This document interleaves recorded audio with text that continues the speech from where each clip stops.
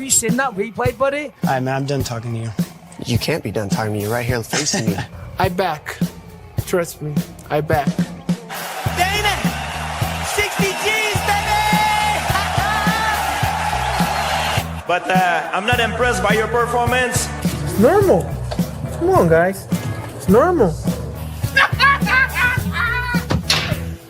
You'll do nothing. You'll do nothing.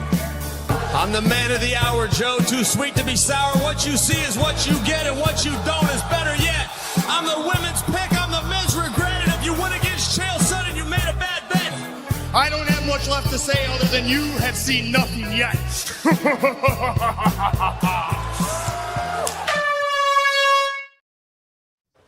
What's happening, Fight Week Show fans, Fight Week Show people? Then we are back with another episode of Don't Stop Shakedown. And tonight, I got my brothers with me. I got my Dane in the house. I got Yao in the house. Kraken in the house. We got Olin in the house. And last but not least, oh yeah, that's Basement Jacks to you, lot. God damn it. Everybody's in the house tonight. Salute to you, man. Big up everybody that's locked in with us, whether you're watching live or playback. Make sure you're following everybody on the panel. Our links are right there in the description. Make sure you go and check them out and follow their pages. Hey, yo, people, how's everybody been, man? McDane, what are you saying, bro? Everything good, bro. blessed. You got Vito rolling. Vito is in the house, bro. You know what I mean, got the new PC all set up, so back with the boys finally. Feels like an age, but it's only been about 4 days. Yeah, I mean, hey, we need that PC working, man, and he's in full flow right now, man. You know what I mean? Got that in quick time, bro. Phoned my man at DPD. I was like, yo, I need a package, dude. You know what I mean? Bring me one of everything you got. While you was telling me about the DPD thing, I'm there sending you gnarly shit that's happened to DPD drivers. You know what I mean? Like, bro, I was just praying your driver got over to you safely, man. You know what I mean? I thought we were going to talk about DDP. We're talking about DPD. Oh, no, don't worry. We will get there. We will get there. But talking about DDP, I've been wearing that United shirt. It's been riling me up for a minute. Hey, Yao, what you saying, brother? How you feeling? I'm doing great. Look, this is an absolutely phenomenal MMA fight week here in SA. We've got DDP coming up next week and a half, sure. We've got PFL Africa, Joburg. We've got EFC tomorrow. Like, it's just one of those exciting periods. We had versus last week, so all happy, all good things MMA right now. Yeah, man. Jax, how's things with you, man? How's life treating you? Man, school's coming up. It's expensive, so boy, we need some good MMA action to boost my spirits. That's what's up. And hopefully, you know, maybe we can line up some odds this weekend as well, man, to boost them pockets. You know what I mean? Because Olin, they're out here giving some good numbers out there on the predictions. Salute to you, Olin. Because of you, I came up with a nice cash out last week, man. For my $10, I pulled out $165.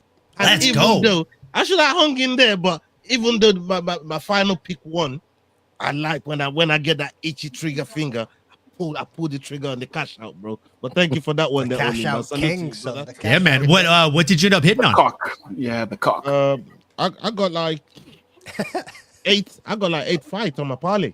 Oh, let's go. Went through. That's crazy. Yeah, man. Even the ninth one went through as well. I just didn't wait. I didn't wait to find out. It's worth it to pull that trigger and get that guaranteed win, bro. It's worth it, especially if you're up, like you said, like 10 to 160 or something like that. Like, come on, bro. Yeah. You're already playing with house money for the next few weeks now. At this point, that's what it is. That's what I'm talking about, bro. Yeah, bro. I absolutely love it. I'm glad to hear you hit on those picks, and always happy. Like, even if not all my picks win, I'm always happy to help other people win money, brother. Every day, all day. And you ain't ever helped me win money. You ain't been listening. Somebody quit that shit. I'm up double-digit units this year, big dog.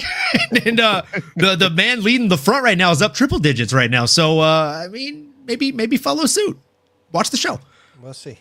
I know your computer was down, so you have an out for last week, you know? The phone was up. You know what I mean? It was doing other things with the phone, bro. I need them triple digits to pay for the computer funds. Yeah, you need to make them dividends back, bro. Yeah, dude, I'm doing good. It's another beautiful day in paradise, as I always say. And I'm one of those guys that actually says it unironically. I genuinely mean it, especially if I get to hang out with you boys. Like, it genuinely is a blessed day. Getting to hang out with you guys, talk fights, and I mean, we've got a hell of a couple weeks of fights coming up, boys. Well, this weekend is not a dud by any means, but if you compare it to the following weekend, man, I feel like I'm waiting on Christmas for the next week and a half at this point.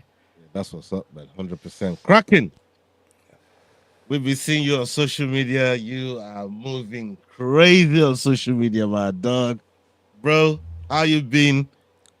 Everything good with you, brother? Talk to us. Bro, my neck is killing me, bro. Like, I'm like literally 0-7, bro, from like all the rear naked chokes and the guillotines, and come on, bro. Like, I'm like, what the hell is up with these fighters, man? Why won't they let me win?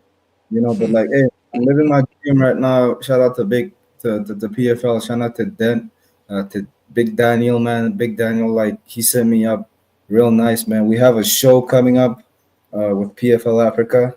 It's gonna air tomorrow. Lovely. Yeah, I think tomorrow night, I would say. And yeah, it's looking like. Congratulations on that, brother. Congratulations, man. Salute. That's a big one. You know what I mean? Yeah, bro. Congrats, bro. Do you know, isn't it big one, have been doing wonders, man, for the African MMA community, and I love it, man. And the mere fact that I'm literally first-hand experience, you know, I'm there at the media briefings. I'm there when they're going to all these to the fighters' houses, to the fighters' gyms, you know, and you get to, bro. I was in Dricus du Plessis' gym, you know, and I've always wanted to be there, and I got to pick up a few lessons from Stephen De La Rey. I got picked up by Bokang, the little giant. You know? For people that don't know who the little giant is, go and check out the little giant Bokang. Go check out his Insta, man. Savage, brother. Yeah, so I'm just saying, man, this has been like probably the best week of my life, and I've been born, so that speaks a lot, you know, because obviously being born is the best week, but the best day of your life. But like, yeah, man. That's what's up, man. You know, getting those experiences is what is all about being a fan in this place. And when you get to see, one more thing. Yeah, continue, please. Can we just have another moment of silence for Yao for missing all the festivities again? Again, he missed out on Cape Town.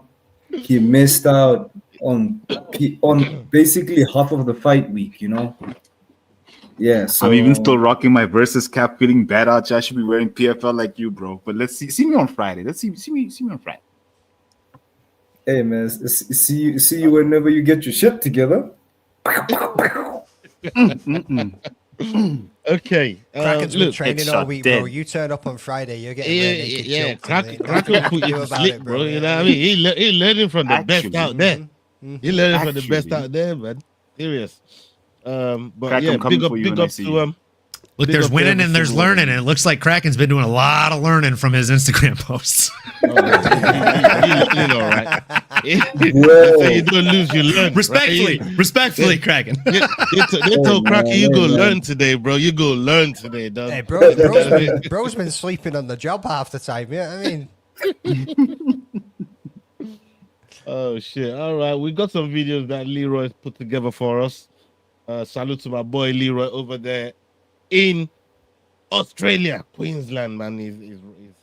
He's picking up life over there. Salute to my boy.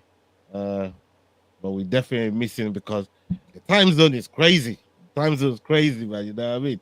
To get that communication, it's not so bad for you guys over there in America. I think it's about 4 hours between you or something. You know no, it's mean? worse. He's 9 hours ahead of us, so he's like 18 hours ahead of Owen. Is it worse for them? Oh shit! It's 1:35 p.m. for me, and it's 6:35 a.m. for him. Mm-hmm. Yeah, that's fucked up. It's tough. It's tough. That's tough. But big up my boy Leroy, man. And yeah, we got some videos here. We got some videos that we put together, and yeah, we're gonna go through the panel, see what they think, get the takes on it, and we're gonna hit the first one. Go. Amanda Nunes' confidence she'll reclaim her title from Kayla Harrison. The fight isn't official yet, but it's looking like that's the matchup next. In an interview with MMAfighting.com, Nunes said the next thing is and new. I'm gonna hear it once again. Isn't that crazy? If you guys think about that. Honest, I'm gonna get my belt back, and you're gonna view me again, and I'm gonna tell you, remember I told you, I'm getting my belt back, so I'm gonna do that. Hoping it's this year for sure. I'm gonna talk to Dana and see. I'm ready to go. I'm healthy, I'm training, I'm ready to go. Brazil, in my city, in Vegas, whatever. I want my belt back. We're kicking it off with Amanda Nunes psyching herself up for this fight here. I mean, back then, I'm being honest. Before, I had in my mind that maybe Amanda was just going to walk in and just, you know, move to Harrison, Kayla Harrison, and take it. But I'm not. The closer it's getting, and the possibility of that happening, I'm not so sure no more, man. Dane, like, do you think it's as easy as, you know, her saying, "Yeah, I want my belt back. I'm just gonna go in there and take it"? Do you think it's as easy as that, bro? It's definitely not as easy as that, but does she have a chance? Yes, she does. Yeah, I mean, depends on, I suppose it all depends on how much she's been training, how much she wants it, and how much she wants to get in there and put it all on the line one more time. You know what I mean? But you can never count out Amanda Nunes, brother. You know what I mean? She's an absolute legend. GOAT of women's MMA. I mean, yeah, this is a true case of maybe, as it applies to me, you almost have forgot. Maybe I forgot what because she hasn't been around for a minute. You know, I've been seeing Kayla doing what she's doing, at least in that division. Maybe it's a case of amnesia for me. What do you think? Do you think she just goes in there? I'm not so sure she just takes that belt from Kayla Harrison, bro. I don't think she just takes it from Kayla Harrison because we've seen what Kayla Harrison's done. We've seen how dominant she is, but we haven't seen Dominance MMA. We haven't seen anyone who's as dominant as spat that Amanda everywhere. Nunes. You would have ruined your new PC, bro. Like, you don't want to do that. The timing on that. Honestly, I almost spat that everywhere. This fucking guy, man. Please continue. But look, Amanda's an absolute nasty, bro. But Amanda, that's what she said. Amanda is an absolute beast. We've seen what she's done. We know her legacy.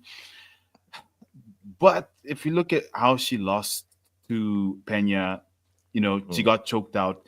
Will Harrison be able to do the same? She's much stronger than Pena. She absolutely destroyed Juliana Pena. So using MMA maths, it's not going to be a walkover. But Amanda Nunes has had time to rest. Amanda Nunes has one opponent to focus on, one thing to focus on. And we know 50% of your game is mental. The other 50% is skill. They both have the 50% skill. So the question is, who comes in there mentally prepared?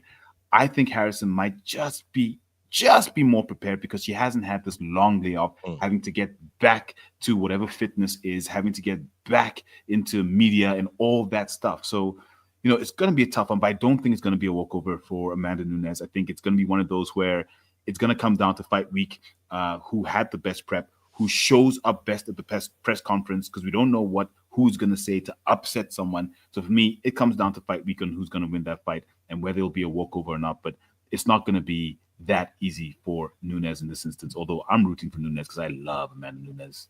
The question is, Yao, are you fapping to that one or nah? Oh, hell yeah. I mean, come on. Hey, shout out Gravy. You see my links, bro. Come on. Hey, Jax, I mean, what you got on this whole situation here with Nunes and Harrison, especially not because Kayla Harrison's first showing, I went to impress like that. You know what I mean? It looked like she struggled a little bit. It's almost reminiscent of Shafkat's fight. I can't remember who Shafkat fought, but it was like lackluster. You just didn't see the regular Shafkat, and that could have been the same case here for Kayla Harrison. Yeah, Ian Gary. Yeah, you know, that could have been the same case here for Kayla Harrison, and then she went and looked so impressive in the follow-up fight, and I'm thinking, I mean, Amanda's been out for a minute, but we know how good she is. Maybe I'm forgetting how good she is, but we know she got that power and that, man. I don't know. I mean, what's your take on it? How do you see that fight panning out, brother? Man, there's so many variables to this fight. You got Nunes being away. Harrison, I mean, what's her striking really like? If she doesn't get Amanda down, what do we see there? If Amanda does get down, what's her cardio like? That's the only reason that she lost to Juliana the first time. And then Harrison looked amazing against Juliana, but Juliana is garbage. So, there's so many variables. And the biggest variable of them all, and I made a video about this, is what happens after this. Whoever wins, then the division immediately goes back to being dog shit. So, I mean, after we do this fight, which is a massive fight, I'm going for Nunes too, just for legacy and who she is. I want to see her win that belt. But then she goes back to fighting cans. So, retires again. Yeah. And then where we at? I mean, Olin, what do you think? What do you think the payday of something like this could be? Especially like McDane just said, she could well retire again after this fight. But Jax made a point. Looking at that division, if Nunes wins and she hangs around, she's already beat everybody, right? Kayla Harrison, on the other hand, she's kind of new. So maybe a couple of new fights might keep that division alive. Because you're not wrong. That division is on live support right now, bro. So what's your take on it, brother? You guys might not like this. I'm going to disagree on all fronts. I think personally, I think Harrison wins the fight. I think this fight goes the way that a larger, stronger, more prime Ronda Rousey would go against Amanda Nunes. And I think that she ends up getting grapple fucked, for lack of better words. But if I'm wrong, Amanda go grappling as well, though. She does. But she hasn't fought in years. And she also is not sparring with people that are using 4-ounce gloves. And I see in my chat and your chat alike that, Amanda Nunes is the superior striker. Kayla Harrison has great grappling, but the striking equals bad. I've seen that exact comment on Twitter, on our chat today, etc. Bad form striking does not equate to bad striking. Exhibit A would be Dricus du Plessis, folks. Like, if you think that not having proper form in your technique of striking is going to lose you fights, I would advise you to go watch a fight catalog of one Dricus du Plessis. There are others, but he's the first one that comes to mind because it's surface level, right? He's literally fighting in 2 weeks or a week and a half for the belt. Now, the other thing that came to mind is you guys said there's nobody really for Amanda Nunes to fight that's new. I disagree with that wholeheartedly. If Big Norm, a.k.a. Norma Dumont, goes out there and puts a hurting on Raquel Pennington, that's a person that could really compete with Amanda Nunes and Kayla Harrison. She's got great grappling. She has unexpected power. And her cardio, I mean, you can say it hasn't been tested. I would say she hasn't had a reason for it to be. So, that's a good fight. And she's literally fighting in a number one contender spot right now. I don't think this division's as washed as people think it is. Do I think it's shallow? Absolutely. I would say it's the second worst division in the UFC currently. Second only to heavyweight, which has fucking 35 on the roster. 34 if you equate for the loss of Martin Buday, who was 7-1. But yeah, I genuinely think Harrison should win this fight. She has more recent fights. Has she looked as world breaker-ish or dominating as Amanda Nunes? No, not at all. But Amanda Nunes was winning these fights 2, 3, 4 years ago. The division has changed. If you drop GSP into the middleweight division or the welterweight division, does he dominate currently today? I mean, I'd like to say probably he'd beat 4 out of the top 5, but I simply don't know because the divisions have changed so much. I'm curious what you guys think of that. Yeah, I mean, look, Kraken, for someone that's repping PFL, Harrison has just gone from PFL into the UFC. Yeah. And at the time Amanda was retiring, they were almost trying to put that fight together then. Now, what I'm giving her credit for, Lord forgive me for what I'm about to say. what I'm gonna give her credit for, this is this is reminiscing of when Jones was asked to fight Francis, and for some reason we still didn't see that fight. Amanda's come back to the table, and she wants that belt. Yeah, and she's put pen to paper. That fight's gonna happen. Now I'm giving her credit for that because again, people are talking. Everybody on the panel is talking about the time that they've come up. I mean, she's been out for. So with Kayla Harrison coming from PFL into the UFC and being the champion now, do you think she dominates and takes care of that and start looking after that division now? Kraken? Personally, man, I think I would say Kayla Harrison is gonna wipe the floor with Amanda Nunes. You know, because I personally think Amanda Nunes is sort of like her prime has already passed. You know, yes, she's been dominating, but like it's kind of the same thing as like, yes, I'm sorry to say this, but he's giving like Amanda Nunes is kind of like Dustin Poirier, you know, currently. I know. He's about to give me shit. I know. Listen, bro. Disrespectful right now to the works. You know what I mean? That's Amanda Nunes is her best performance are past her personally, you know. And I think Kayla Harrison, at the moment, she is where Amanda Nunes used to be, right? When she fought Ronda Rousey, you know, that's where she is currently, Kayla Harrison, and it's kind of that thing that obviously Ronda Rousey went away to do all those movies, then she came back, right? And then Amanda Nunes did what to her, you know? So I think it's kind of going to be the same thing, you know, because also ring rust plays a huge role because Kayla's been active, right? Kayla's been active, and you know some fighters that are like great fighters though. I'm gonna challenge you on that. Ring rust don't mean nothing to those sort of people. Give us one. Amanda falls into that category, in my opinion. Okay, true that. The same thing as I would say Max Holloway, I would say. You know, the same thing as Max Holloway, but then there's an Ilia Topuria, you know, who just knocks you the fuck out. You know, there's an Ilia Topuria, there's a boogeyman. And bro, we know Kayla Harrison looks like she's on a horse beef, you know.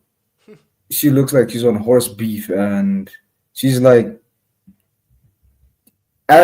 she's currently as jacked as Alistair Overeem, because like Alistair Overeem stopped being on the juice, you know. So Kayla Harrison is jacked, bro. And Amanda Nunes, her one thing that she had going for her is that she looked like a really huge lesbian. You know, she looked like a really huge lesbian when she fought Ronda Rousey. And currently, we have a Vanderlei Silva in the dress and heels again. And she knocked the last one out though. Come on, man. Let me cook, okay? Let me cook. Leroy is gonna kill me, bro. Yeah, let this man cook. He's been put to sleep 3 times in the last 24 hours. Bro, like, but yeah, man, you know, it's that exact same thing, you know. It's like Bro's lucky Kayla Harrison doesn't still fight for the PFL. Am I mad? You would see her and she would see you. I would say, I think this is our time as PFL to show the UFC that we have people that are on the same Listen caliber. to this, brother. I love it. I love it. It's like we, hey, man. Me and the boys. Yeah, we as the PFL, man. Like, you know, there's levels to this game, gents. There's levels to this game. I came into the show a broke boy who had nothing but a dream. Look at me now, boys. Look at me now. Just a broke boy with a dream and some headgear for yourself. Hey, Kraken done made a name for himself. Congratulations. Ja ruled the PFL. Hey, we fuck with it, man. We fuck with it. Salute. Okay, let's go on to the next topic. And hey, that thing you always say, Olin. Did you look at my fucking script? Did you see my homework? Like, you dip into that a little bit, and now we're going to talk about it, bro. Let's see the video. Reiner de Ritter explains why it would be more difficult to prepare for Dricus du Plessis than Khamzat Chimaev. Dricus is set to defend the middleweight title against Khamzat at UFC 319. In an interview with MMA Junkie, RDR said he would be an easier guy to prepare for. Not that he's an easier fight, but he's more of a typical style. I can bring a couple of Dagestanis and a couple of Chechens who wrestle pretty similar to Khamzat. He boxes pretty cleanly. It's not that special in a sense that it's not as weird as Dricus is. It would be harder to prepare for du Plessis, but if Chimaev wins, he might be the bigger name. If there's one guy who's hard to study, it's him. He doesn't do the same thing twice. He's so awkward, so unpredictable. I need more time studying him. He does a lot of awkward stuff, and I sparred him a couple of years ago at Killcliff, and what really stands out is the way he kicks. Olin, a lot of some of the points that you made earlier on, it's right there. But I'm going to come to Yao first. Yao, in that video there, you heard RDR talking about, obviously, it just came off beating Bobby Knuckles by split decision. But he's saying, out of Khamzat and DDP, DDP is the hardest to study for, to prepare for, and this is something that you've kind of been challenged. I wish Cross was here, but maybe Jax that works with Cross on crosswalk can defend Cross on some of the points when it comes to Khamzat, because I'm going to come to you next when Yao's been on this one. But Yao, what are you saying to the whole point of DDP very, very, very difficult to study for? So it's literally he's echoing what I've been saying. And the issue with Khamzat is predictability. Why? Because he's so good at what he does that if you're DDP, and very specifically DDP, because how DDP preps is not just to be the best within himself, but to beat the best and to prep for the best. So because I've seen Khamzat's training, it's pretty run of the mill. So it's going to be fairly easy. And we heard, forget RDR, we had Khabib saying to Khamzat that Khamzat should actually come out and box DDP for the first few rounds, because when he goes to championship rounds, if he starts with the wrestling, it might not go his way. But that's really the thing, is Khamzat is, let's call it two-dimensional. He can strike, but we've seen what happened to him when he strikes only. If you look at Usman and if you look at his fight against Gilbert Burns, we've seen him on the ground. We've seen him ragdolling Kevin Holland. We've seen him breaking Robert Whittaker's face. But unfortunately, there's not too much more to his game. He's really good at what he does, but DDP can easily prep for those two aspects of his game. So it's exactly what RDR is saying. It's not that diverse, so it's easy to prep for. That's the thing. Not easy to beat, but easy to prep for. Whereas when you're going up against Dricus, you look at his fight against Derek Brunson.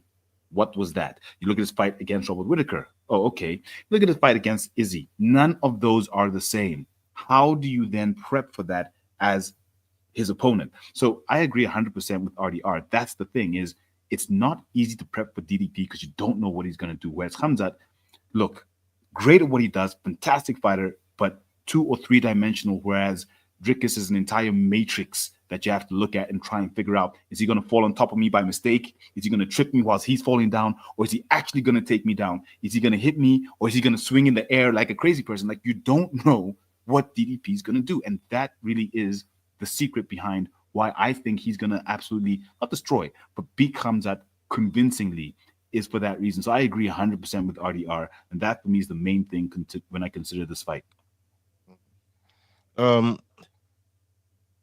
Jax, maybe you can make a case for Khamzat here, because Yao was very, very compelling in what he just said there.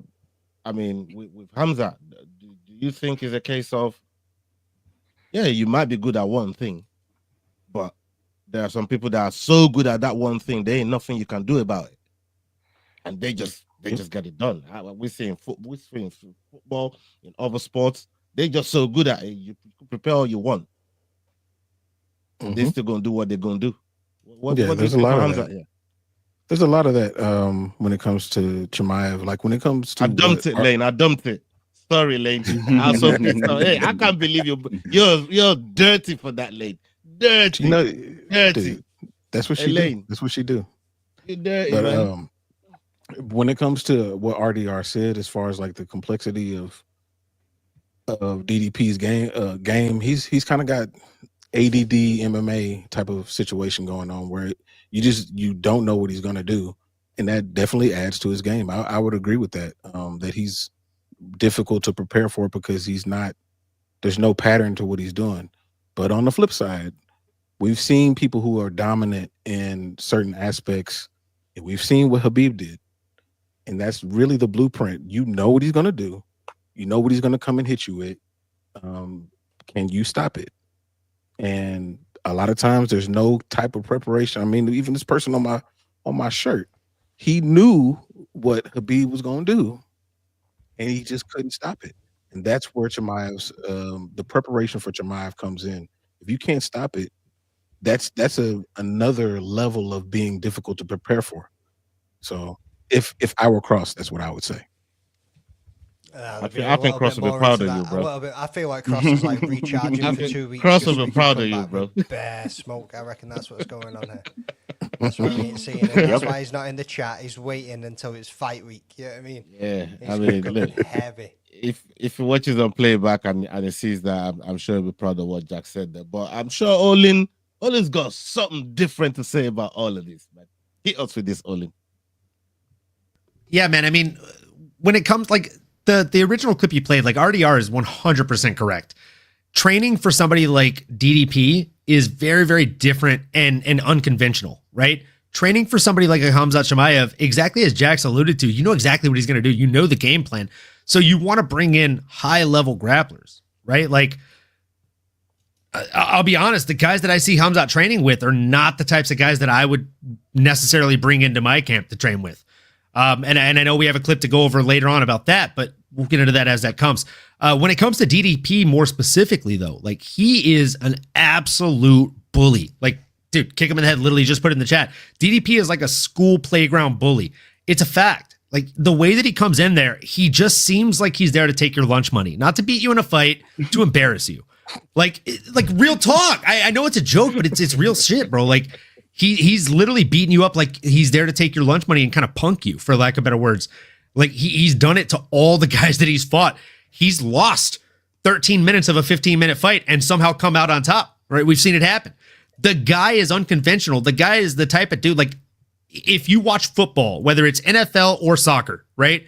If Arsenal's down by 3 goals and there's 2 minutes left in the game, you're turning off the television or you're crying for the last 2 minutes. I know this to be true because I've watched Nottingham Forest games. If you're watching a Saints game and they're down by 2 touchdowns and there is a minute left, you are turning off the television. There's nothing an onside kick or the best play in the fucking world can do. You're going to watch your boys fucking lose. The reason we love this sport, the reason we tune into this more than anything else is because you could be down 14 minutes and 55 seconds out of a 15-minute fight and win that shit. All it takes is one fucking shot. We saw it with Leon Edwards in a 25-minute fight. Dude was down 24 minutes. Boom, headshot, dead. And then he becomes a fucking celebrity. I got to stop you now. No, you can't stop him. That's the most relevant example. That's a fact, big dog. No. You don't like. Look, as Khabib says this, I know you don't like this. But he smashed your boy. This is number one bullshit.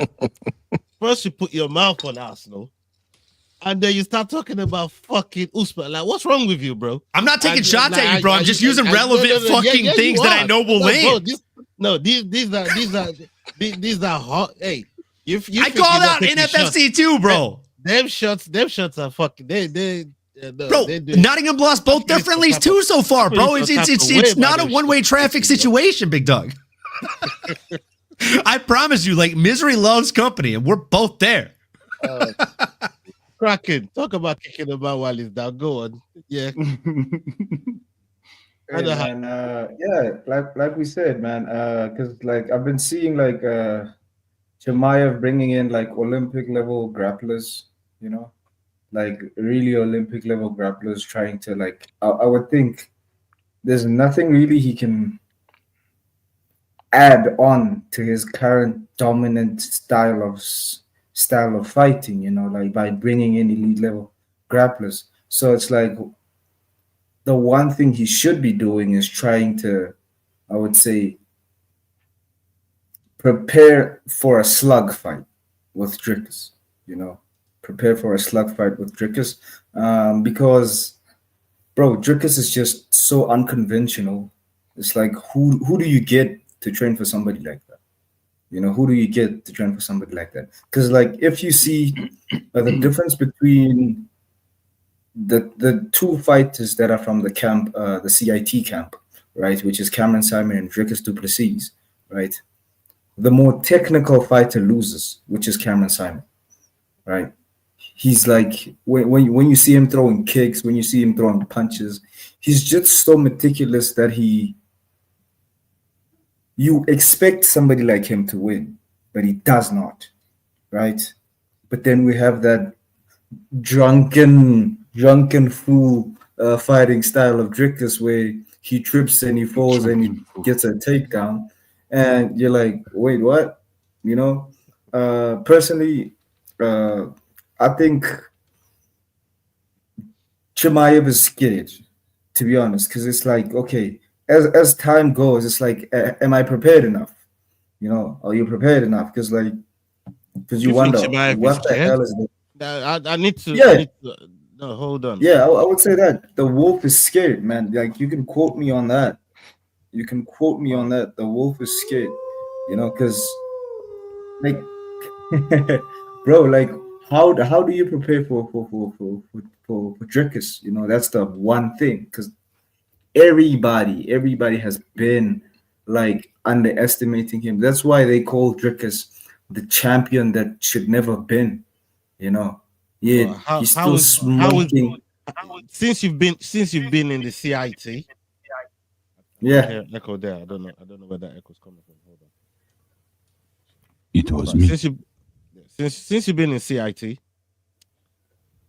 and you know what's kind of going on over. How is Dricus preparing for Khamzat though? Because everybody's been talking about how you gotta prepare for Dricus. What about Dricus preparing for Khamzat? What is he doing to prepare for what Khamzat is going to bring to the table? First of all, immediately before the fight was even announced, Dricus had guys not shaving their beards so that they could imitate Chimaev, you know. So he had guys not shaving their beards so that he can imitate. They could imitate Chimaev. So Dricus has been waiting for this. He knew this, you know, because like I remember, like I've been saying this ever since, I don't know, like 2 years ago, you know. If you go take a look at Jaco right now, he's gonna look like Chimaev. Jaco du Plessis. I would say he kind of does. I would say because because like I saw Jaco yesterday. I saw Jaco yesterday. He didn't shave his beard, you know, and you can see that like these guys have been. It's all about the mind, man. If it's all in the mind, yeah. But like I've been saying, bro, like what I love about the CIT camp, and with the thing that makes me that much confident is that like there's a picture of Coach Mornay Fissa with Dricus with Khamzat Chimaev, right? They took a picture. I think they were in Abu Dhabi when it was Fight Island, right? And there's the quote was, I remember the quote really well. The quote was, I told him we are going to mur him, right? Which basically translates into, I told him we're gonna beat him up, right? And that was the the picture, and it was Chimaev, Dricus, and Coach Mornay. So these guys have been preparing for him. It's not like now that like because he's fighting for him, he's fighting with him. He's Dricus has been preparing for him. He knew that Chimaev was going to come, because obviously while Chimaev was at welterweight, Dricus was from welterweight. He was from welterweight before he came into middleweight. So it was inevitable that Dricus was going to fight Chimaev. So personally, these guys have been preparing for him. So I would say everybody has been saying that what if Dricus survives the first round, right? What if Dricus takes Chimaev out in the first round? For me, it's what if Chimaev survives the first round, because we know how strong and powerful DDP is. So will he survive the first round, and then will he make it to championship rounds? That's really my question. Those are difficult questions to ask right now. I mean, back then, glazing, bro. I'm fucking sick to death of the glazing. I just want to see the fucking fight so we can shut up with this bum ass conversation that all you motherfuckers keep talking about. The same fucking point. Dricus this, Khamzat that. Let's just see the dudes. One of the biggest fights. It's one of the biggest fights. The fight's coming up. The fight's getting closer. With his hands the behind fight's his getting back. closer. So trying to catch it in his mouth and shit. You know what I mean? Like. Now I'm gonna squeeze it like. Are you gonna say something about? Are you gonna say something about the? DDP is gonna weather the storm for that first round. DDP is strong as shit. Yes, he is unfucking predictable. You don't know what he's gonna do. Khamzat is super strong. The grappling is obviously always the first threat in the first round. Where's it gonna go? How's it gonna go? I don't know. I'm just gonna wait and see. I'm leaning DDP. The thing is, the same thing with Whitaker. Whether that first round, the fight's yours. But we've seen him at least do 3 rounds. I don't see top fighters. Yeah, been 3 rounds with Gilbert Usman. Burns, and they And almost both beat him. But he's done 3 rounds. It's at least lasted This 3 is rounds. 5 rounds. People are wondering about This is 5 rounds, son. It's a championship fight. What are you talking 3 rounds for? I wanted 5 rounds. I didn't get 5 rounds. So I'm talking. Is he beating DDP over 5 rounds? No. I wanted 5 rounds. I didn't get 5 rounds. So I'm just talking 3 rounds. 3 rounds is where I'm at right now, but you know what I mean? We wanted 5 rounds. They didn't give it to us. We asked for 5 rounds. Bum no knees. Usman almost lost in 3 rounds. Gilbert Burns battered that boy left, right, and center after getting dominated in that first round. Like, it's inevitable that DDP is going to win this fight unless Khamzat can get it done in the first. Okay. I think he's got 7 minutes. In heaven. Fucking guy did. Showing your age there, big guy. DDP's in that closet perking him up. We have another clip here that Leroy's put together here, but this one is more about RDR, and we're gonna come to Jax and get his take on this. Hear this. Let's go. Bahayo gave his take on Reiner de Ritter's split decision win over Robert Whittaker. He doesn't think RDR is in the middleweight title picture just yet. In an interview with Submission Radio, Kaio said that was a very, very close fight, but I think Whittaker didn't do enough to win this fight. I think de Ritter actually won the fight even if it was close, but I don't think this is a fight that makes him a backup or in a position to be coming for the belt, or even the loser of Dricus du Plessis and Khamzat Chimaev. There are at least 3 other guys in front of him in the division. There's Anthony Hernandez, there's me, there's Brendan Allen with 12 wins at middleweight, there's Nasruddin Imavov, there's a lot of other guys in front of him. He just beat Bo Nickel and then he beat Whittaker. But to be honest, Whittaker wasn't even there. I feel like Whittaker is kind of in his last fights, and he wasn't there in the moment. He wasn't present. He was too pressured. You could see it in his face. It's not like you're winning over the Whittaker we know. You're winning over the Whittaker we've never seen before. So it doesn't put him in the position to go for the title or anything like that. I think he needs at least 2 more fights. And don't get me wrong, the guy is doing great work. He's finishing his fights. He's very good on the ground. But I don't think he passed through some prime guys in the UFC in the top 10. Hey, Jax. Yeah. Do you? I mean, number one, looking at that fight with RDR and Whitaker, obviously went to split decision, and to get split decision sometimes is a really tough fight that gets you a decision like that, or you ain't that much better than the other guy. Anyways, it's why you had the split decision. So do you agree with Borao there that RDR shouldn't even be anywhere near title conversations right now? I think that he's just as valid as Cabarajo. And here the reason being is, well, who has Barajo beat?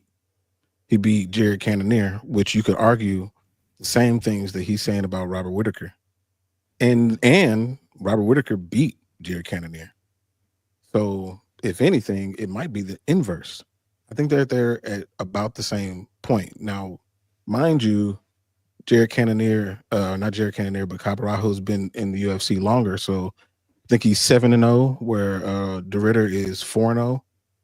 But if you aggregate everything out and look who they beat, it's about the same. I think that it really comes down to timing and who was available. And that's why De Ridder got the nod over that. Now, Barajo can, make that different by beating Imavov. But for him to say that De Ridder doesn't belong, he would have to be saying that he doesn't belong either. I mean, he's definitely not counting himself out of that list, because he's putting himself in the list of people that's above RDR. I mean, Olin, do you think, despite the fights that RDR has won in the UFC, we've seen the UFC with a new fighter that they bring in, and if he gets a couple, wins under his belt, they tend to push him if they really like him. Do you get that feeling with RDR with the UFC, or is it just another fighter that they just tentatively trying to see what it brings to the table? Or do you think they really like him like that to really give him that push? I do think they like him like that to give him that push, and it's honestly, it's just cause, right? Like, they're at the end of the day, like, they're a marketing machine, the UFC, and they're trying to do what's best for the dollar's sake. And what's best for the dollar's sake is for them to give the shot to RDR, because he was a former one championship champion. He defended that belt multiple times, and then he made his way to the UFC. And I'll admit, Jax took a lot of my talking points, took a lot of the meat off the bone. One guy's got 4 fights, the other guy's got 7 and 1 grappling fight since being in the UFC. And I mean, they're both pretty much undefeated inside the UFC. So you got to give them at least a similar level of respect in that vein. But at the same time, like, who have they beat, right? Again, Mikhail Oleksiejczuk, Paul Craig, Abus Magomedov, and Jared Cannonier is your last 4 versus Robert Whitaker, Bo Nickel, Kevin Holland, and Gerald Meerschaert. Like, if you beat Gerald Meerschaert, it's a guaranteed top 10 or top 15 fight. If you beat Kevin Holland, it's a guaranteed top 5 fight. If you beat the shiny new toy like Bo Nickel, it's a guaranteed title contender fight, which is what we got between Robert Whitaker and Ranier De Ridder. I do think they're trying to push him, man. And I think it makes a lot of sense too. But who do I think gets the win? I don't think we know until we actually see how the Caio Borralho fight plays out. Because if Caio goes out there and wins a dominant decision or a boring decision, anything in between, he does not get pushed over RDR. It's simple facts. But if he goes out there and he gets a first or second round finish, if he does something flashy, if he makes like a very, very lasting impression in this fight, he gets pushed over RDR. And I also think there's something to stake in the fact of how much damage they take, right? RDR did not take a ton of damage in that fight against Robert Whitaker. So if Caio comes out here and gets a second round finish, but he gets abused in the first 6-7 minutes of that fight, they're going to take whoever the fresher fighter is. And that will probably be RDR. So it's just a lot of unknown variables. And Caio really has to go out there and dominate this fight in the first 5 to 6 minutes. Before I move on to cracking people, salute to every single one of you that's watching us live, whether you're watching on playback as well. Make sure you're following the guys on the panel, the Rambling Dad, Kick Him in the Head. We got making the walk. We got MMANomaly, and we got Elite Spot Slap. Aga the Kraken. Make sure you're going to follow his page. And there's some of the other guys as well. SDawgsMMA. He's not here right now, but go check out his page as well. CrossoverMMA. Salute to him over there making a move. Salute to you, brother. So make sure you're following all the guys that runs with us around here, man. Salute. Kick him there. Kraken. Let me come to you. Do you think RDI is ready? Because he's talking about Dricos. That if he's talking about it, that means he's been working on Dricos and learn about it. Do you think, from what Olin is saying there, that UFC really likes him like that, and maybe they're pushing him? PFL's calling right now. Hey, yo. The money call. Is that the money call? Just give me a sec. We need you. All right. Back then, we'll let you run with. Did he just break character right now? He took the headgear off. Oh my gosh! I feel like we're seeing a superhero unmasked. Yeah. Took off the cowl. When the money call comes in, man, you gotta break character, bro. You know what I mean? Serious. It's all business now, though. Yeah, I've never heard Kraken talk business before. I bet he's straight as shit right now. You know what I mean? Do you think UFC, like Olin was saying, you know, that they could be maybe be pushing him and being in his ear to go towards Dricos, because, like I said, he's already been talking about Dricos. But I don't think how awkward it is to train against.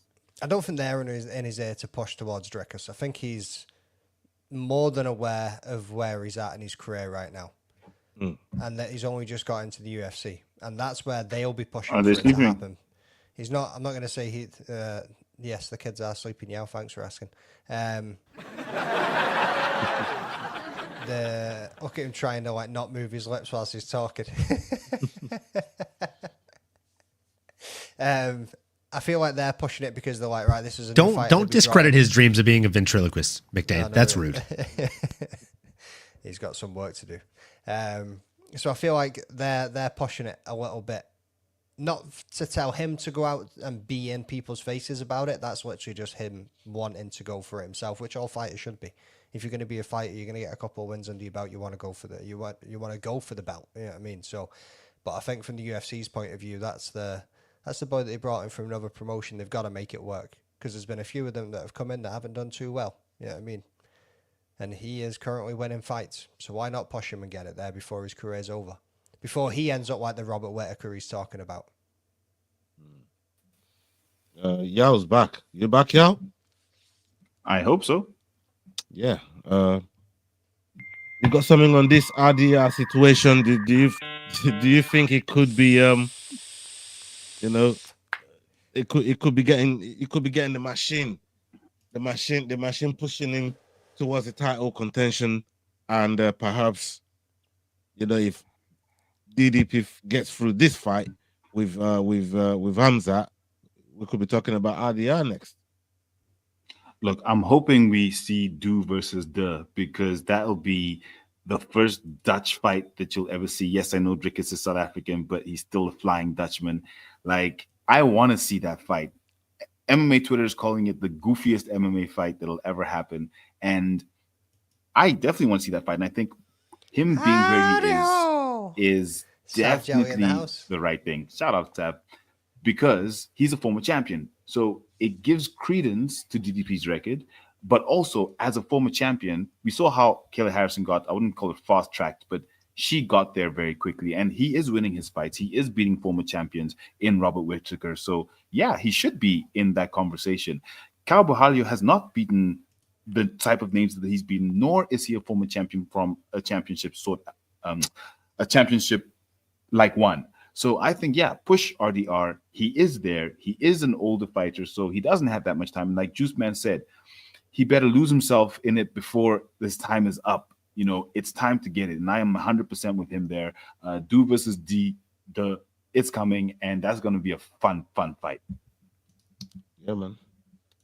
That could be something that's potential. But I agree with Jax. DDP knocks out RDR. I personally think, like Caio Borralho was saying, even though Jax did say they're about the same, and sometimes, you know, your competitor could still be telling the truth, even though the truth might apply to him too. But he's still telling the truth. I think Adin needs a few more fights, couple more fights, or something like that to even be in a conversation of talking to Dricos. In my opinion, especially if Dricos is still the champion. So I think he's got work to do. But it's on a good path. His work is impressive. He was a double champion at one, though. Jax is a menace for that comment. I'm sorry. I think Jax's comments are the most underrated thing on the show. 2 versus D. Sounds like 2 special needs kids fighting. It kind of is. Hey, true, man. Yeah, but it's true. It's true. Jackson wrong about that. Man. But look, we got a couple more videos here that I want to get your takes on, and this one is one of the ones I was talking to you guys about in the chat, and I said to Olin that you and McDane are going to be proud of this one, and I hope when you've heard the video to the end, you find it in your soul to take on a new train of thought. I would like about to what say we're about to hear. one thing though, from here on out, you call me and Owen the double stuff brothers. John Jones shuts down the idea of a potential fight against Fedor Emelianenko.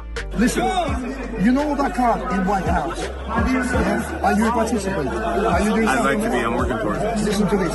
If that's not happening, I've got an alternative for you. Red Square. Would you like it to happen in the Red Square? I'm contractually obligated to the UFC for a period. Okay. Now, listen. If we agree with Dana White, listen, we will bring you to the Red Square as an alternative to the White House card, obviously. Dana, I'll speak to you, my friend. And we get someone like Fedor Emelianenko, 2 boxers. 2 all. No one wants to see Fedor and I fight. I don't want to fight Fedor. I absolutely love Fedor. He's been one of my big idols for a very long time. Are you the kind of guy, if you love the guy, you don't want to fight? Yeah, it was the same way with Anderson Silva. These guys inspired me in my youth. That'll never change. This man is a very, very nice guy. True legend, true fighter, and very good human being. Brother, thank you. And that's... I've never you hear heard that, so many Olin? lies. True fighter, true human being, true legend, incredible man. Yeah, Olin, McDane, that one there, that last part there was for you lot to listen to.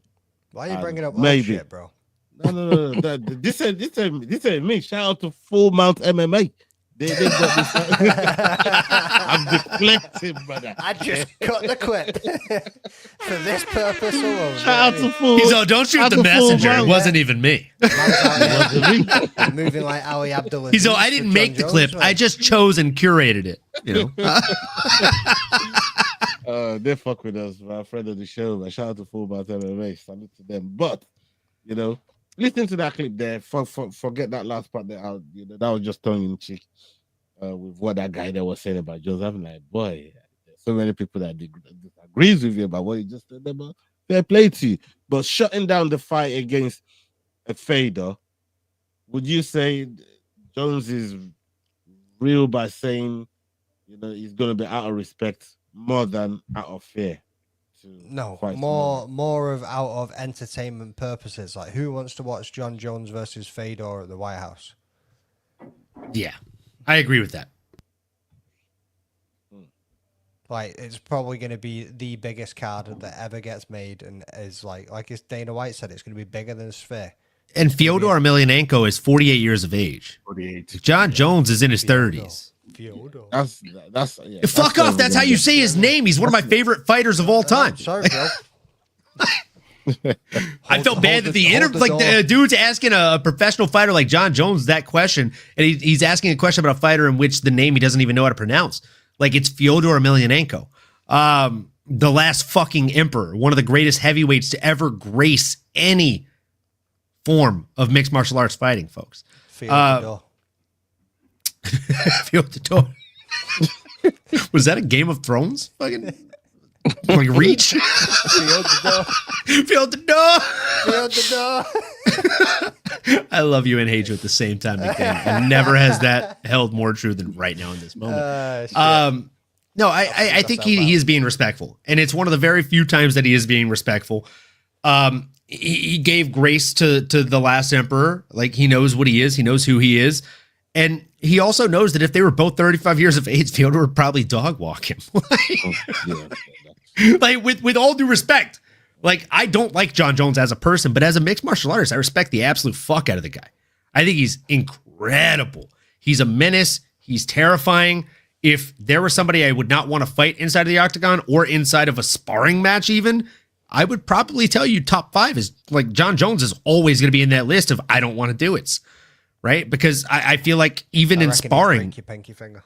he just seems like a dick, right? Like, you look at the way he shoulder torques people and stuff, like, it's just like, oh man, he probably trains that in sparring. Like, there's no way that comes out that clean in a match without doing it to someone that you respect and train with.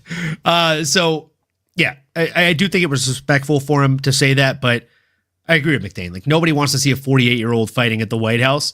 We want to see young bucks out there who are in their fight prime, able to go 25 minutes across every fight, even if it's a 15-minute fight. And that's my 2 cents. I just want to say, still not a John Jones fan at all. I love this camera angle of Yao. I thought that might change your mind, but keyboard, like, it's like the Bruce Almighty of the fucking panel. For real. Brother, exactly I don't even right watch about NBA, and I'll tell you, I like your hat and respect your hat more than I respect John Jones. Okay, Ola? Fair play. Chicago Bulls. I mean, Jax, you got Was that a Boston accent, McDain? You got something on this? Chicago. Chicago. Nah, man. I mean, John played it right, which he doesn't normally do when it comes to speaking, but he played it right. I mean, he gave respect where respect was due. Nobody wants to see that. And John, if they do that ridiculous card at the White House, he's not going to be on it. So, you know, I guess he said the right things. I really hope that we don't see John back in the octagon, to be honest. So that's where it is with me. Wait, quick one. Who would you rather see back in the octagon, John or Connor? Between the two, like, if you had to, like, a choice. I would rather see Connor just so I could see him get knocked out again. Let me reframe the question here, Jax. If you could see Conor McGregor off cocaine or John Jones on picograms, who would you rather see? I think I might say John on that one. Do you see? This is how sales works. It's all about the reframe. Yep. Ultimately, I would rather see neither. Neither one. And that, Jax, is why I can't wait to share a drink with you when we fly to Texas. As soon as he came out with Conor McGregor, I was like, oh no. And then he came out with just to see him get knocked out. Yeah. Yeah. But I mean, that's been the case with me the whole time. I've been just waiting for him to get knocked out. That's why when he lost to Nate Diaz, I was very happy about it. When he lost to DDP, I was super happy about it.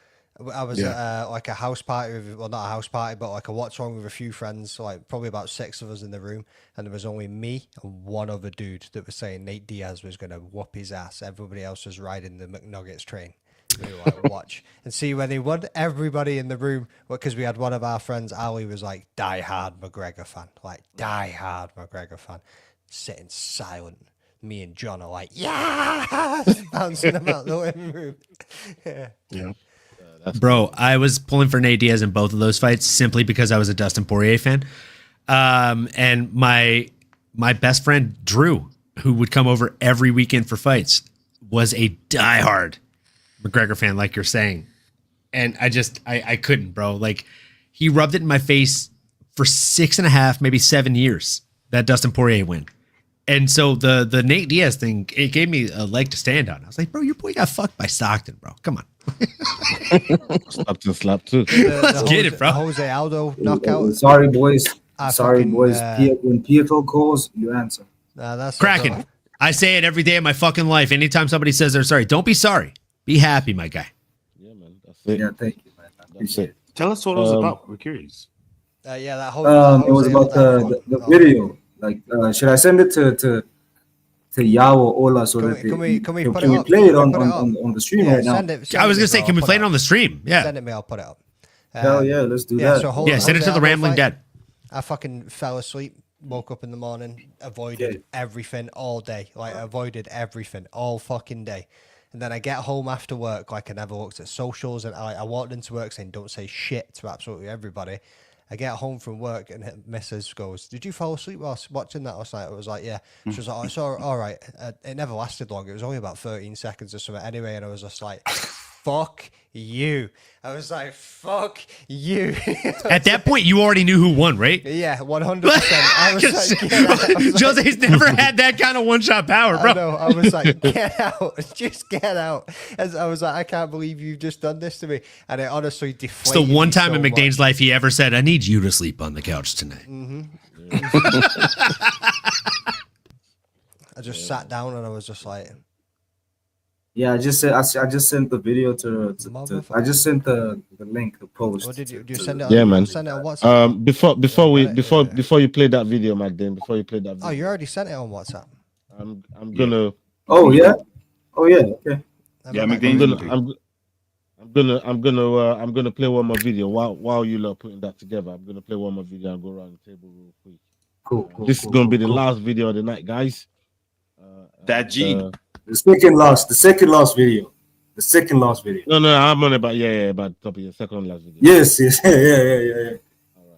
Let's hear it. John Anik wasn't too happy with Sean O'Malley calling for a short notice fight against Corey Sandhagen. Corey is set to challenge Merab for the bantamweight title at UFC 320. Anik said it left a bad taste in his mouth and explains why he thinks it makes absolutely no sense. The official Anik and Florian podcast posted the clip to X. It says John Anik is not happy with Sean O'Malley for asking to fight Corey Sandhagen on short notice. I love Sean O'Malley, right? But when I read that he called the UFC and asked for Corey Sandhagen on short notice in New Orleans when they needed a co-main event, it left a bad taste in me, right? Because in a championship world, right, how does a fight between the former champion O'Malley, who just came off the loss to Merab, and the number one contender Sandhagen make any sense right now? You know, I understand sometimes stars are thrusted into big spots, Ray, because the UFC needs fight. But yeah. If O'Malley and Sandhagen are ever going to fight, let's not do it hastily on 3 weeks' notice, right? Because Sean's trying to sort of, you know, get a bad taste out of his mouth. Like, thankfully, like, you know, there was no sort of motion to do that. I mean, Sandhagen would only laugh if that call came in. But, you know, like, I don't know. I just wanted to bring that to your attention because that just left a bad taste in my mouth. I was like, what are we doing? What are we doing with that? You know? Yeah, well, you get to see a guy's true colors when things aren't going as planned, and I think that's part of what you're seeing. You know what, like Kenny, like that Aljamain Sterling Sean O'Malley fight and the timeline that happened is always going to leave a weird sort of taste in mouths of a lot of people. And this is just like, what? Like, you can try to fight Corey on like he's fighting for the title? Like, what do we do? And that's going to wrap. Yeah, Magdalene, might as well stick with you. Like, talking about a little snake in the grass.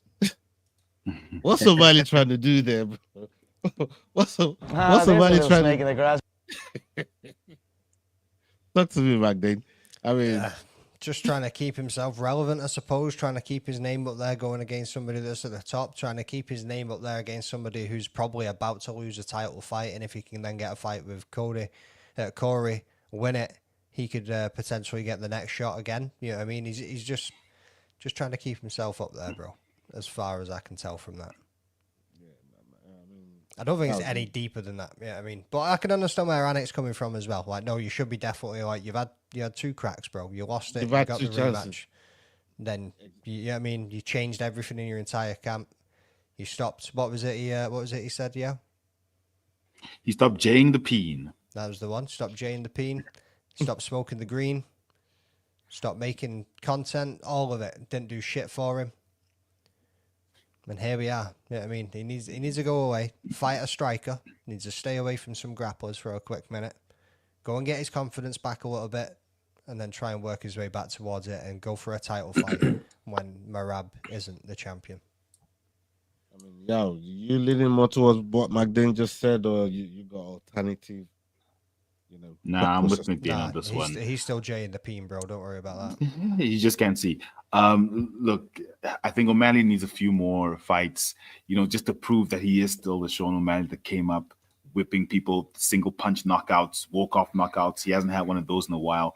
He's just been grappling and scrapping. He needs to just prove that he is still that guy. So I agree with McDane. It's just not the time for him right now. Maybe if Sandhagen wins, maybe, but even then, I think we said it last week, it's just not the time to really have that fight. It could work, but nah, not for me. I'm with Anik on this one. Jax, I mean, where ethic coming, I think that's more towards what John Anik was talking about there. And obviously, Ray Longo, it took a different dimension and said, boy, people's true colors do come out. What's your take on it? I mean, I think Andrew in the chat said closed mouths don't get fed, but I mean, he's just calling for a fight, especially it's a fight that people wanted to see. A lot of people said that they want to see that fight. Now, whether he deserved it or not, that's a whole other thing. But why not shoot high and then let them talk you down to another one? If they needed a fight and you could call for the fight, then call for the best fight that you can get. You can't fight Merab, so fight the best person you can get. I get it, but I don't like John Anik keeping, talking about, taste in people's mouths. That doesn't feel right. But I will say that, he said that quite a bit, didn't he? He did. He kept on saying it. But, I mean, I don't fault Sean for trying to get what he can get, but it's not deserved. That's for sure. I think everybody agree with that. What about you, Olin? Well, I mean, honestly, I watched this episode. I'm a big fan of the Anik and Florian podcast. If you watch my show, you can see by the ticker and everything about the layout of my show is heavily inspired by theirs. So yeah, I definitely watched that. And Anik, I mean, he went off on a tangent about him, right? But it is warranted to an extent. Like, if you're calling out a guy on 3 weeks notice, and we all know that Corey Sandhagen versus Sean O'Malley would be an absolute banger of a fight. But on 3 weeks notice, like, we don't want to see that, right? Like, we want to see a full camp fight between a guy that has fought Merab Dvalishvili twice, has recent wins over Aljamain Sterling, Piotr Jan, Marlon Chito Vera. Like, dude's an absolute beast. And then coming in against a guy with wins over Davison Figueiredo, Javi Fanch, and Marlon Chito Vera as well, and Song Yadong. I mean, all of us want to see this fight, but we also want to see this fight with a full fight camp. We don't want to see it on a quick bounce back for a Corey Sandhagen and Sean O'Malley, who's training to come back with some kind of fierceness, right? I feel like it was a weak call out, and but I agree with McDane, right? Like, I think he opened with saying, like, it's not that deep, right? And I agree with that. I don't think it goes that deep. I think it stems from Sean O'Malley is the king of the current era. And I don't mean that in facts of, like, he's a great fighter, he's a winner, he does this, he does that. I mean that in fact that, like, he's young. He understands how to resonate with the demographic. He's trying to stay relevant in a crowd in which he's just lost 2 times in a row in front of. So yeah, the way you do that is by calling out a guy whose nickname is the fucking Sandman, comes out and fights very similar to you, that you think you have a striker's advantage over. But with all due respect, before I pass it over to the man to my left, I'm going to call a spade here and say, with a full fight camp, I think the Sandman sings that guy a lullaby and puts him to sleep. Raggy? Whoa. Roro Raggy? Ray! Whoa. Hey, that's quite a take there. What about you, Kraken? I mean, man, like, I think I told y'all that, like, I don't know which show I said it on, maybe here, maybe on Headkick, And I think I told you guys that like Shane O'Malley is a champion that never was.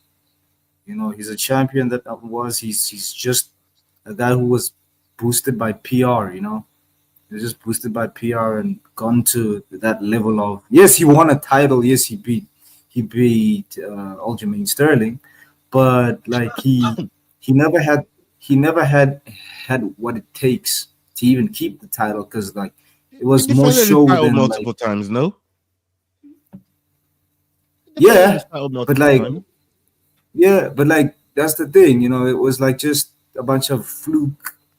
It wasn't that impressive of a performance. You know, walk off KOs of Luke that we saw multiple times. Sugar Shane. He fought what? Chito Vera? Chito Vera? Come on, bro. What the like, fight? You know this. The fight that Sugar Sean says he didn't lose. Sugar Shane. No. That's the thing, one fight you're gonna pull out of the sky. No. I'm just saying, bro. Like Chito Vera, I think that was a fluke more than the other one. What, the second Chito Vera yeah, fight? you know? No. The one with the bad foot where he hit the fucking nerve.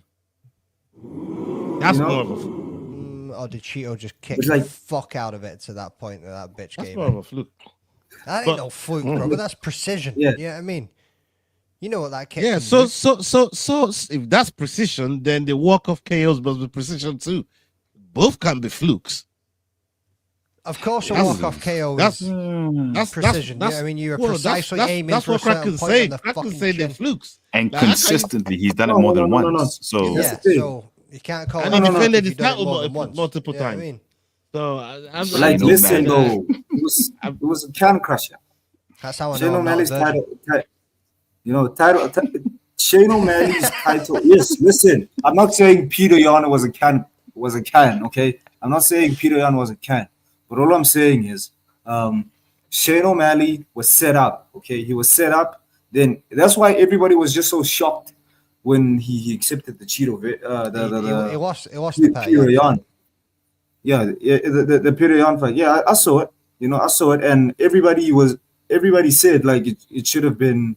Yeah, Should so have been you're Peter. saying Sean O'Malley is like Man City. That's what you're saying. Yeah, man. Like that's the thing. Like he's Yeah, that nails it, to be honest. He's just, you know, he's just, you know, I would say Shane O'Malley has his world carved up for him. You know, it's like a kid with allergies. You know, he's like a kid with allergies. Like your parents can only protect you that far, buddy. You know, until you get stuck in a room. You got to build that immunity at some point, big dog.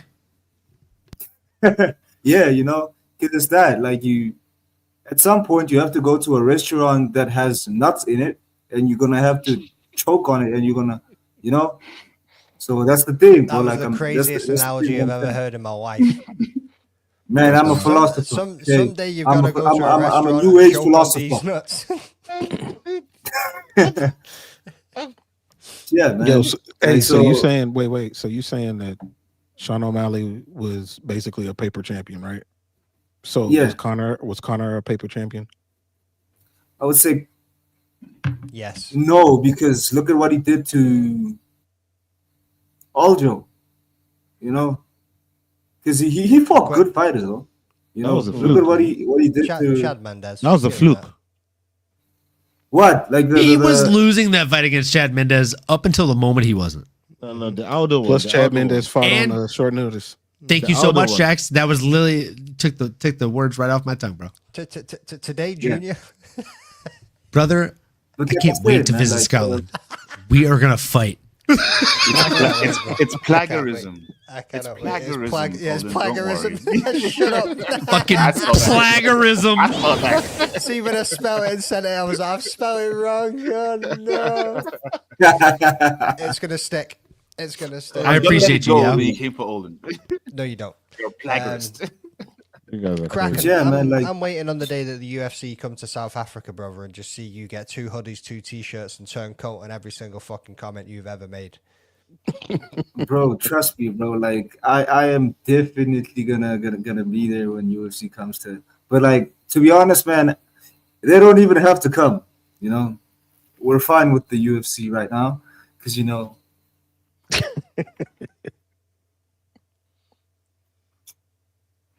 Yeah, man. All right. Let's get that video clip that Kraken sent in. If for people that don't know, he's doing some good work with PFL right now, and they got a show that's coming up. That show's going to be airing soon. Do you say it's dropping tomorrow? Pilot? Yeah, it's dropping tomorrow. It's Ground Game. The producer just called me now and just asked me about it. You know, it was like, well, the show primarily focuses on, I would say, the ground game, because that's where the ground game of like a fighter's like career. You know, like the family. You know, the thing that roots them to the ground, that makes them become this fighter. You know, so on this episode we've got Albert Stein, Pikachu, who's like a really good wrestler.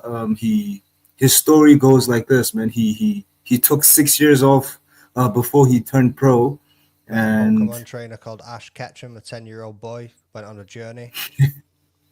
Yeah, man. So it's that type of a show, you know. It's like it just shows you that these guys are human too, you know. They're human too, and the struggles that they faced, you know, like the story that nobody goes through, you know, that nobody tells. So this is the show that's, I think it's going to revolutionize storytelling in MMA, you know, because How yes, long are the episodes? I personally, I don't know that yet, but we shot like loads of content. Man, come on, man. Come on, man. Like, you got hit with the soundboard, bro. Like, okay, I had to. I'm sorry, bro. Yeah, it was low-hanging like, fruit. Come on, Kraken. Yeah, man. But like, if you want to was see, always gonna get you with that one. But like, yeah, man. If you want to see, like, if you hate me, and I know a lot of people hate me, man. If you want to see me get choked out, because like my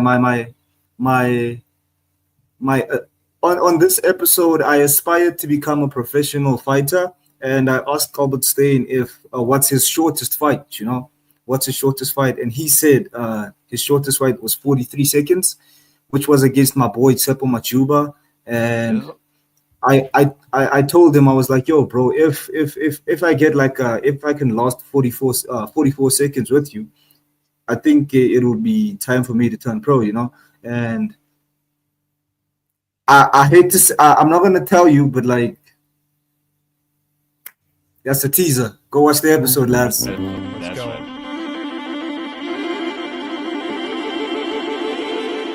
I think when someone pushes you to jump, you'll be scared to do it again. But if you step on your own, it's different. Now I know. I'm doing it because I want to do it.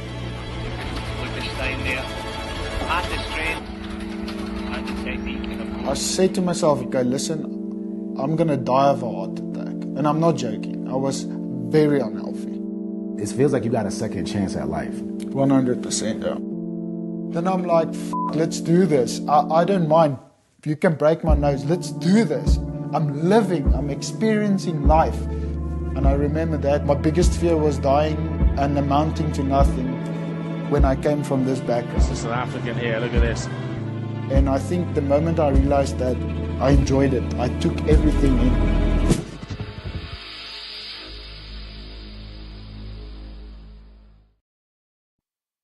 Woo! Set the tone. Come on, dude. That's it. I told you, man. We got that rich white people money, bro. Not that Alabama money. We got that rich white people money. We see it, bro. Why are you taking shots at Cross, bro? Why are you taking shots at Cross? It was that $50 from Cross, man. Hey, they got that bet. They got that bet on. You know what I mean? It might be costing Alabama money, but if that Alabama money comes flying to Kraken, Kraken ain't gonna say no to that Alabama money. You better believe you're gonna spend it. Yeah, you know what I mean? So yeah, man. But yeah, man. Shout out to you, Kraken. We see the work that you're doing with PFL. Incredible work. And people, make sure you go and check out that episode there. If you're watching, it's going to be live on YouTube. Make sure you go find it. You get the link in the description, and we're going to make sure that people share it and you get as many eyeballs on it as possible, brother. Kraken, as soon as the show actually wraps up, you should go on the comment section and comment the link to that video on each of the channel's comments. That way people have an easy access to get to that video. Right? We want to make sure we hype that up as much as humanly possible. We're just trying to help you out, bro. Get it on your story. I see, man. I appreciate it. Bro, I wouldn't be working with the PFL if it wasn't for you guys. Yeah, you know, like y'all was kind of help, but like you guys, man, fuck y'all. Yeah, fuck y'all. Yeah, I mean, hey, beautiful. None of that. We rise together or we fall together. Okay, rising tide lifts all ships, big guy. Come on, hey man, appreciate it. That's the phrase right there. Double stuff's enough. Yeah, man. On that bombshell, people. We're gonna be out of here. Hasta la vista. Salute. We're out. Peace. Why are you gay? Hey guys, this is John Anik from the UFC. You're watching the Fight Week Show. Please subscribe. Not now, but right now. Subscribe to the Fight Week Show. We'll see you guys on the road soon.